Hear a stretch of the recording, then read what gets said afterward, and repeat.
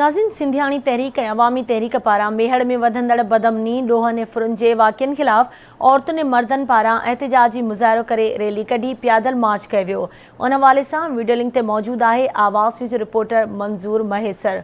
जी मंज़ूर।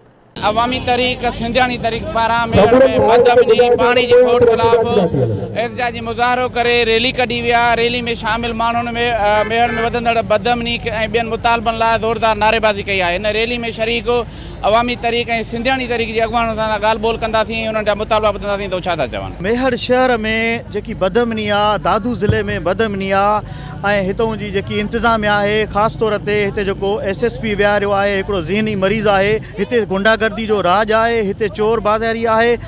पाथारीदारनि खे, ॾोहारनि खे ऐं धाड़ेलनि खे सरप्रस्त कयो वियो आहे, जेके हर रोज़ ॾोह में शहर में ॾोह कराइनि था, फुरू हणाइनि था, धाड़ा हणाइनि था।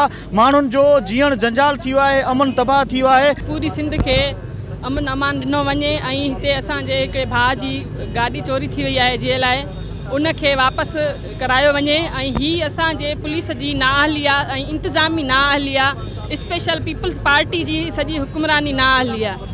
ऐं असां इन मुतालबे लाइ निकिता आहियूं त सॼे सिंध खे अमन अमान ॾिनो वञे ऐं जेके फुरूं धाड़ा लॻनि था उन्हनि ते ज़ाब्तो आंदो वञे। मेहड़ शहर जो अमन अमान तबाह लॻो पियो आहे। तव्हां साफ़ ई भाइरनि खे ख़बर हूंदी त कुझु अर्सो अॻु हिते महीनो सवा कैंप हली। अॼु असांजे अवामी तहरीक सिंधियाणी तहरीक 12 ॾींहं आहे मेहड़ शहर जे अमन लाइ, जंहिंजे लाइ असांजा जेके हुकुमरान आहिनि, असांजा जेके पुलिस वारा आहिनि, इहे अघूर निंड में सुतल आहिनि ऐं माण्हुनि जूं निंडूं हराम आहिनि ऐं हिननि खे अवाम जी का परवाह न आहे। उन लाइ असांजी अॼु एहतिजाज आहे, रैली आहे ऐं मज़म्मत कयूं था त मेहड़ समेत सॼी सिंध खे अमन ॾिनो वञे। आहिनि त असांजी पूरी मेहड़ खे बल्कि पूरी सिंध खे अमन ॾिनो वञे, अमन सां जीअण ॾिनो वञे, जेको असांखे कॉन्स्टिट्यूशन बि हक़ ॾिए थो।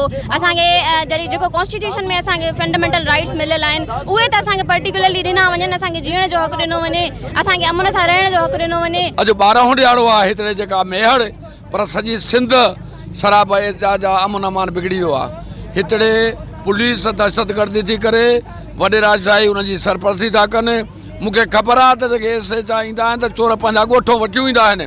असां मुतालबा था कयूं उन्हनि राजशाही ऑफिसरनि खे हटायो वञे, इंक्वायरी कराई वञे ऐं चोरियूं वापसि कराई वञे जेके बि शहर जूं। असांजे शहर तालके मेहड़ में ज़िले दादू में अमन अमान जेका सो बरक़रार रखियो वञे। जेके शहरियुनि सां वेदन थियूं, फुरू ऐं धाड़ा लॻा आहिनि ऐं ख़ुसूसन असांजो अवामी तहरीक अॻुवान रुस्तम अली सरगनी जेका कार चोरी ज़ोरी कई वई आहे, उहे जेसीं ताईं असांखे वापसि न कया वेंदा त अहिड़े क़िस्म जा असांजी एहतिजाजी कैंप उहा असांजी जारी रहंदी। अवामी तहरीक ऐं सिंधियाणी तहरीक पारां मेहड़ में वधंदड़ बदअमनी ख़िलाफ़ निकितल रैली में शरीक सिंधियाणी तहरीक जे अॻुवाणनि ऐं अवामी तहरीक जे अॻुवाणनि जो मां ॻाल्हियूं ॿुधियूं। हिन जो चवणु आहे त मेहड़ में मुकमिल बदअमनी आहे, ॾोहनि ते कंट्रोल नथो थिए। हिननि घुर कई आहे त SSP दादू खे हटाए मेहड़ में वधंदड़ बदअमनी खे बुजो ॾिनो वञे।